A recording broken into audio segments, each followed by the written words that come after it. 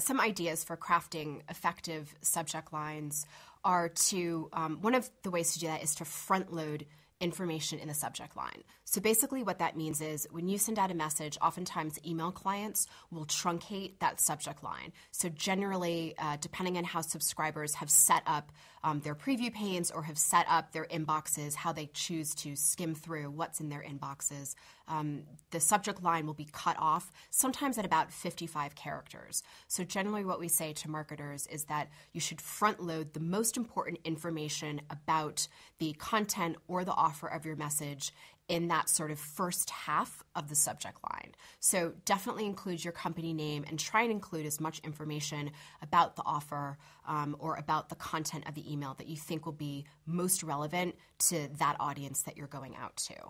A couple of other rules of thumb are to not use a lot of characters or capital letters, so using lots of X's, generally that's not going to be great, exclamation points, things like that. We do sometimes hear about spam words, so free and anything having to do with, Viagra, that kind of thing.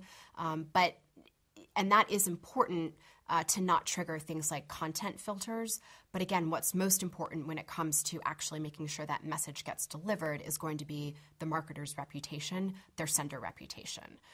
But for driving open rates, things like making sure that you have relevant, useful, and interesting information in the front portion of that subject line. Also personalizing the subject line. So we see a lot of marketers doing that, so saying things like, hey, Margaret, you've got a great deal, or, using the subscriber's name. But there are different,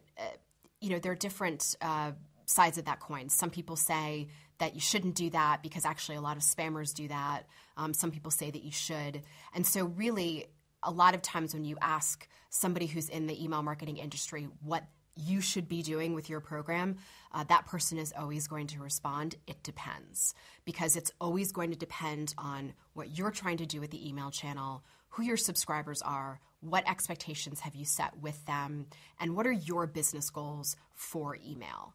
And then really, in order to find out what works best for your subscriber base and how you can generate the most response, you're going to need to test that out. So testing is really an essential part of email marketing, and it's the only thing that really differentiates someone who's just a good guesser, from somebody who knows what their subscriber base actually wants.